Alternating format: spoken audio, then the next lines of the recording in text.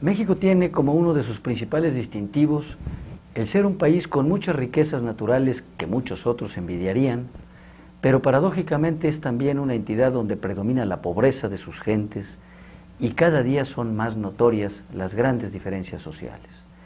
Tenemos a algunos de los hombres más ricos del mundo y probablemente también a los más pobres y en grandes cantidades estos últimos. Esto, que no deja de llamar la atención por su incongruencia, no es sin embargo nada nuevo. No creo que nuestra historia mexicana registre un momento donde hubiera habido una mayoría de iguales en condiciones de suficiencia y desarrollo, cuanto por el contrario nuestra historia es y ha sido siempre la de muchos pobres y pocos muy ricos. Por otra parte, hay que decir con gran tristeza que esta situación no es solo una radiografía actual, sino que no se vislumbra ni en el corto ni en el mediano plazo que estas diferencias disminuyan, sino que probablemente hasta se ensanchen. Con esta introducción he querido hoy insistir en jugar con mi imaginación y comentar el punto con una persona que durante su vida se distinguió precisamente por su preocupación por los pobres de México y por darles una oportunidad para la defensa de sus asuntos. Me refiero desde luego al abogado, diputado constituyente, don José Francisco Ponciano Arriaga Leija, nacido el 19 de noviembre de 1811 en la ciudad de San Luis Potosí, quien elevó una propuesta para mejorar la desgraciada y miserable condición de nuestro pueblo, atender a la modificación y reforma de sus costumbres y promover cuanto favorezca a su ilustración y mejor estar. Y así propuso y llevó a los hechos lo que se denominó la Procuraduría de los Pobres, que se ocuparía de la defensa de las personas desvalidas, denunciando ante las autoridades respectivas y pidiendo pronta e inmediata reparación sobre cualquier exceso, agravio, vejación, maltratamiento o tropelía que contra aquellas se cometiera, ya en el orden judicial, ya en el orden político o militar del Estado, bien tenga su origen de parte de alguna autoridad o bien de cualquier otro funcionario o agente público.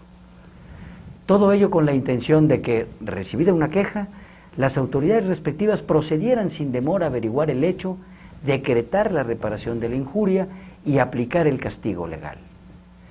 Igualmente pedía que la alimentación de los escolares indigentes corriera por cuenta del Estado y que éste pensionara a los más distinguidos y dotara a las niñas sin amparo que por sus cualidades observadas en su conducta escolar prometieran ser buenas esposas.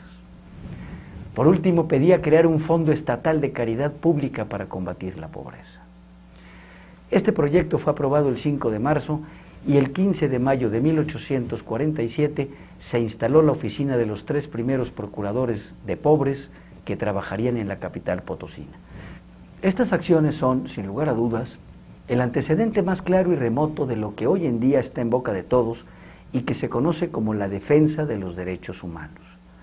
Puede decirse que las actuales comisiones sobre derechos humanos estatales, nacionales e incluso internacionales pudieran tener como antecedente a esta Procuraduría de Pobres promovida por el ilustre potosino Ponciano Arriaga. Con estos antecedentes he hecho a volar mi imaginación para preguntarle, si pudiera, a ese don Ponciano Arriaga, ¿qué opina sobre las actuales instituciones y legislaciones que luego de 165 años pretenden la defensa de los derechos humanos en nuestro país? Creo que si don Ponciano viera lo que hoy tenemos, respondería sin duda lo siguiente.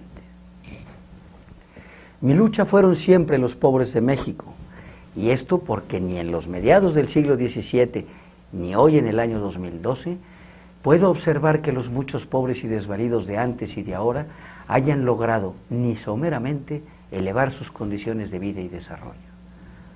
Con tristeza observo que los pobres siguen siendo pobres y multiplicándose de forma alarmante, sin que sus voces y su condición precaria hubiese llegado a conmover a quienes han decidido y deciden los destinos de México.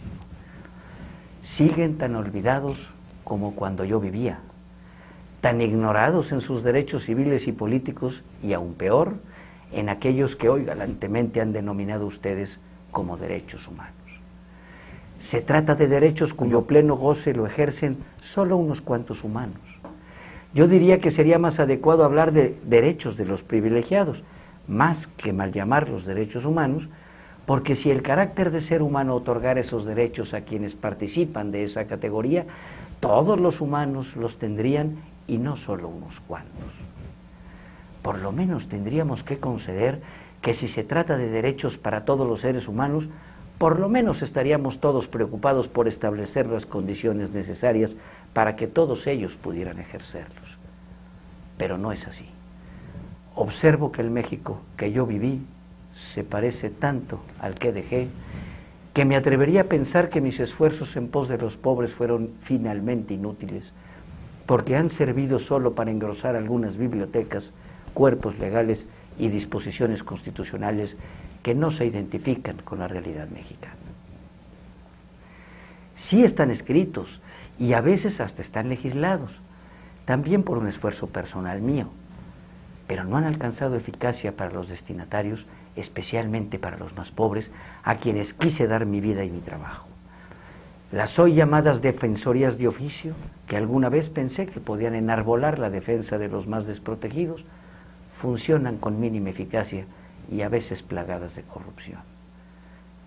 Con cuánta tristeza veo el México del siglo XXI. Casi mejor me regreso a la rotonda de los hombres ilustres, donde custodian mis restos mortales, a seguir esperando que los derechos humanos que ayudé a promulgar en la Constitución de 1857, ahora ratificado en las tantas veces modificada Constitución de 1917, se hagan realidad también para los más pobres.